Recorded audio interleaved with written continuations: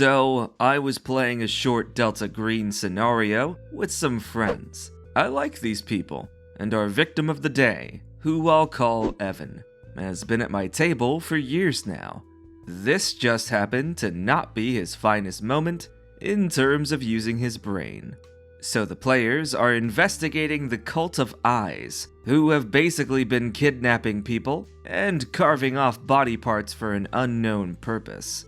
The 4 investigators got to a small town and split up to do some searching. Players 1 and 2 go to the local junkyard. They had clues about strange happenings there. Player 3 goes to the police station, and Evan goes to the bar to pick up rumors. A woman approaches Evan and notes he's from out of town, starts asking questions about him, like if he has a family or any friends he's here with. He says that he's traveling alone and doesn't have much of a family. I think this is when player 3 started to pick up that this woman was basically scoping him out to kidnap, because they look quite worried at the time of Evan being questioned. Evan didn't notice a thing, continues flirting with the woman, assuming she's just into him. Asks her a few questions, asks her a few things about the town. She doesn't really answer him. He presses on. When she asks to go back to his hotel, confirming once again that he's staying there alone, he jumps at the chance. I'm worried he's going to die, so I have her note specifically that she'd love to spend more time with him. He's got such beautiful eyes. Now, that was a message carved at the scene of a prior crime, so every other player knew what was up now. Player 3 is practically putting on a pantomime show, because I don't allow players who aren't near each other to communicate about in-game stuff, aside from like rules and other non-scenario specific questions. Evan just thought everyone was tired of his character trying to hit on random people. Of course, when he took this lady back to his hotel, she ambushes him, killing him and taking his body apart. Whoops. Evan was confused. He was like, "Did I miss something?" To which everyone else explained, "Absolutely you missed a few red flags," and we laughed it off. The other 3 finished the session, and since it's not a campaign, he isn't exactly going to be making a new character. But we all got a good laugh at his expense. Evan out here walking past literally every red flag just to get laid. Come on, bro. You didn't need her. Stop looking at her. She's not worth your time. Look into my eyes. The monster girls are temporary. Becoming bird is forever. Also, general rule of thumb for anything horror, like in a game like Delta Green, if you're the character that gets to smash, you're usually the one that's going to get smashed. My name is Jacob Crowe, and welcome to the Crow's Perch. We're following my failed initiation into the government drone program. This bird has decided to instead cover stories that make people laugh, cry, and cringe as if they had just seen a picture of the way they used to dress back in high school. Not that that could be me, for I am cursed with the burden of having drip all the time. Speaking of always winning, there is one game we should all be aware that you can't win. And that game is life, buddy. That game is life. But another game you can't win in is Dungeons & Dragons. Try as you might, no matter how hard you min-max or how many monster manuals you read beforehand, nothing can prepare you from a DM that brings out a lich that forces your character to make a save or die roll. Information, chance, and action.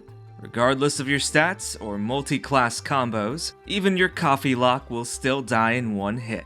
If you pick a bad fight, step on the wrong tile in a dungeon, or just roll a natural 1 at the worst possible moment to do so. But that, unfortunately, does not stop the player of today's story. A player who, in a modern-themed D&D campaign, constantly changes his character's backstory in order to overcome every social challenge that comes his way.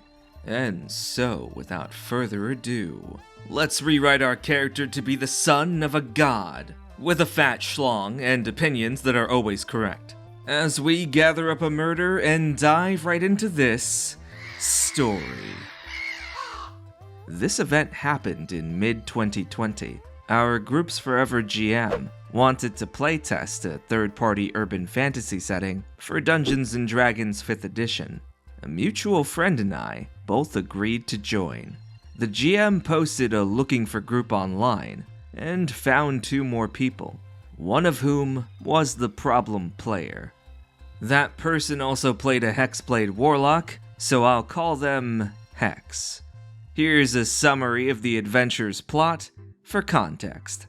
Our party of 4 was a group of stage performers who got caught up in a freak storm on the road and sent back in time 30 plus years to the late 1980s.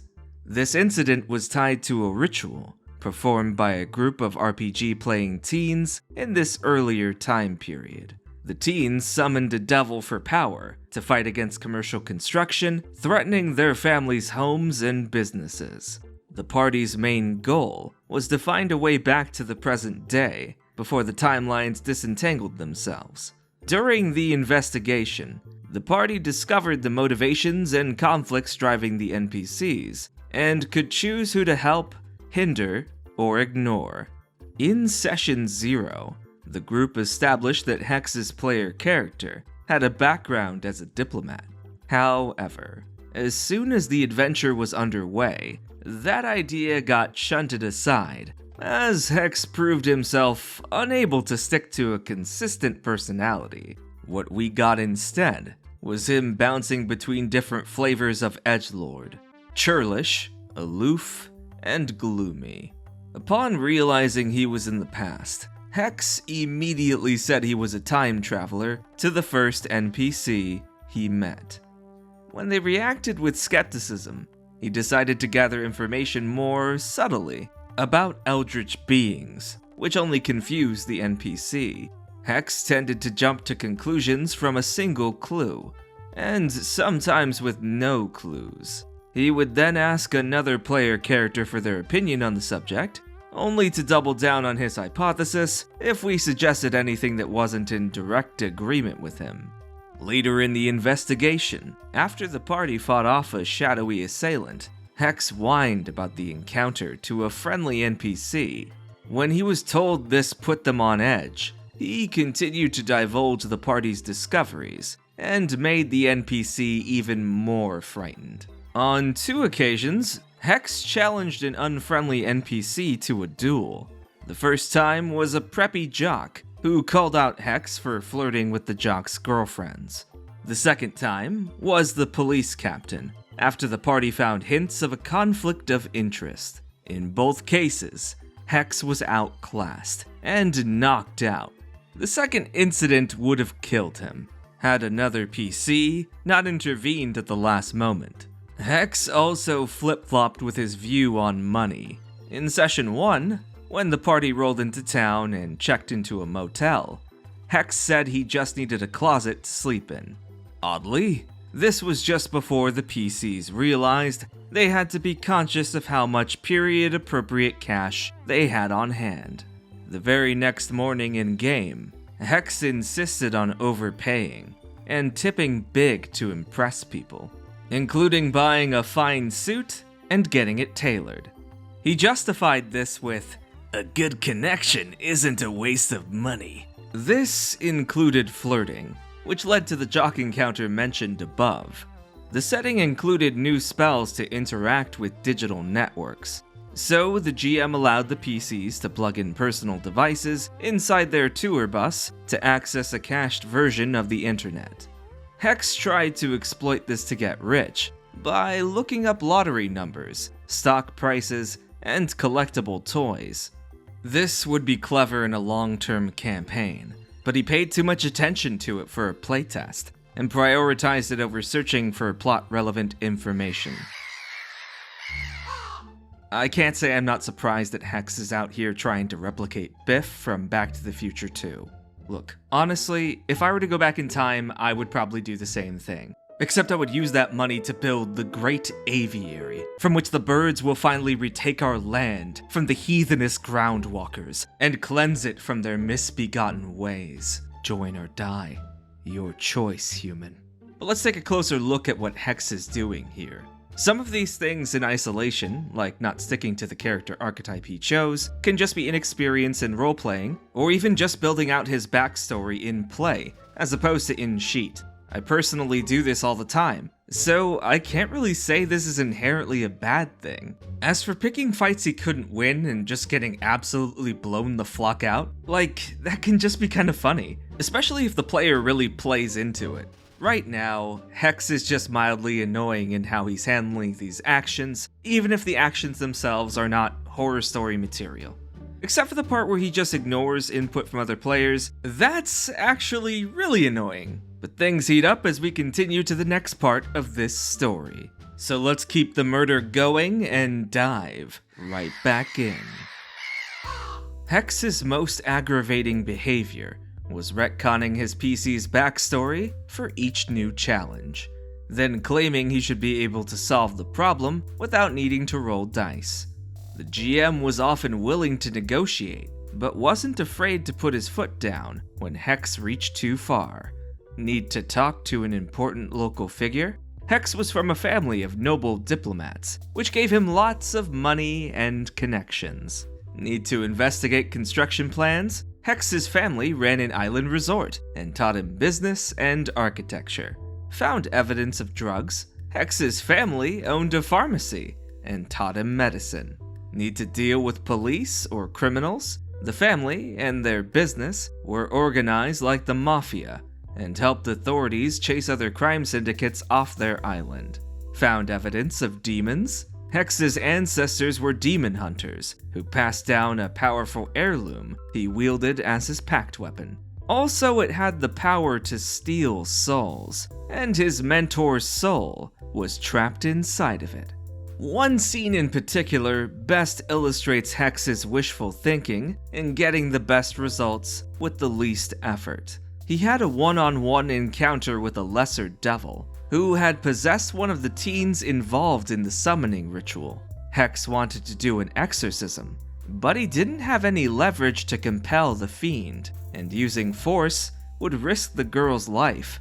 Instead, they made a deal, where Hex had 24 hours to sacrifice a life, in exchange for the lesser devil agreeing not to harm its host. Hex immediately tried to go find someone whose death would have no consequence to the town, but the GM told him both in and out of character that such a person wouldn't be walking around in the open. Hex kept rephrasing his question each time the answer wasn't to his satisfaction, dragging out his solo scene. The GM practically had to trick Hex into choosing a new target by pointing him to a house that looked lived in, but run down and cluttered. While snooping around, Hex was cornered by an inhabitant. He took the kill, then discovered his victim was the parent of one of the other teens. Of course, Hex protested that this wasn't what he wanted, though the GM pressed on by pointing out context clues relevant to the main investigation. In the adventure's finale, the party had to complete a ritual that would both open a time portal and banish an eldritch being that was trying to manifest. During the fight, Hex took a big hit that dropped him to 0 hit points, and the GM said the creature's special ability ripped out the target's soul, killing them instantly. The party finished the ritual and leaped into the portal with Hex's body in tow. The GM concluded the adventure with a sequel hook.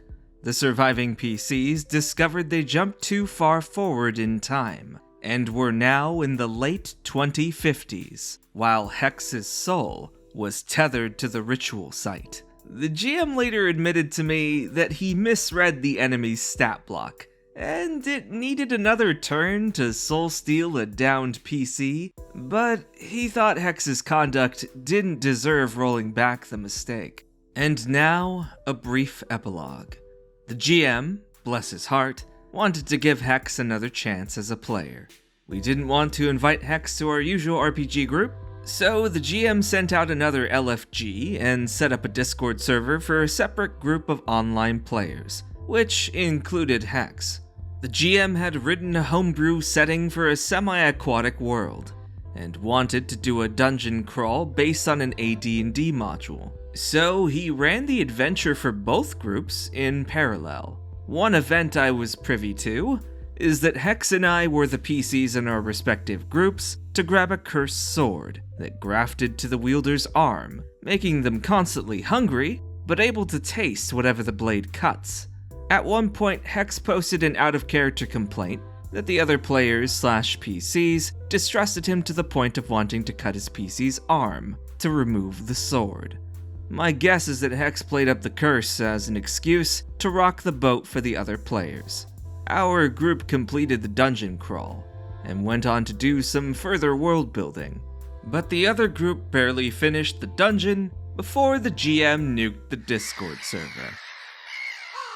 Hex wanted as much as possible while doing as little as possible to earn it. Whether it was during this exorcism, where it seemed like he just tried to exhaust the DM into just letting him win with no consequences, or by maneuvering his own backstory to plug up holes in his character's own skills. Though, as for the result, I think punishing him in-game was the wrong move, as opposed to sitting him down and talking to him about these issues, especially since the entire party was getting fed up with him. But at the end of the day, he did get booted though, so it looks like Hex isn't winning this game after all. But by making it to the end of today's video, I think the real winner is you, my viewers. And if you like today's stories and would like to see more of them, feel free to like the video and subscribe to the channel. Made it this far? Leave a comment. Can't think of a comment? Then leave the comment winning, so I know you made it to the end of today's video. Want to support the Perch even further? Then hit the join button, or sign up on my Patreon, and become a patron for as little as $1 a month. And join patrons like our counts of quills, like Aaron Kados, Sharkay, Kirito Kazuto, Critical Kunik, Evix, King Drazil, Christian Pip, Cosmosis, Rikus, Vincent, Haley Thompson, Zero Fang, and Netscape Navigator. Oh, you lot, you done it even more and become a Baron of Beaks. Lot Rimgrim, Raytheon the Nerd, Sarah Warren, Spectre Spark, Oztorok, Ghost Legan, Mr. Hypocritical, Javon Meekin, Jesse Showdo, Kotos Weasel, Mowit is Mao, Techblog, Corristor, Garter Spawn, Modus Pastry, Jester King, Lord Rend, Gibber Woods, Wormy, Danner the Drake, Mick Yeatley, and of course, Anya. Or you could donate to the Dukes of Feathers, like Hexblading, Kai-veMind, TheSchoolBus, MirageVaxus, Quinn, Blues Otters, Jared Zemlin, DocSalty96, Matthew MulQueeny, and Acroth. And with all of that out of the way, I'll leave you with this week's Out of the Week! And I'll see you next time as the crow flies.